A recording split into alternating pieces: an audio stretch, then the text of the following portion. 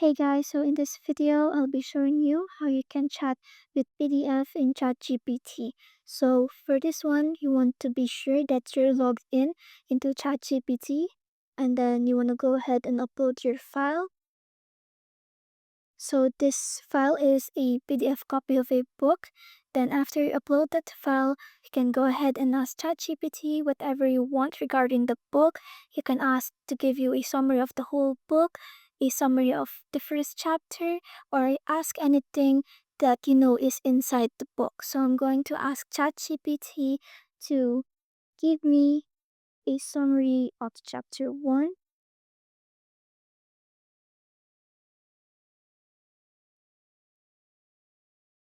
So there we go. ChatGPT gave me the summary of chapter 1. Then I'm going ahead and ask ChatGPT to, according to the book,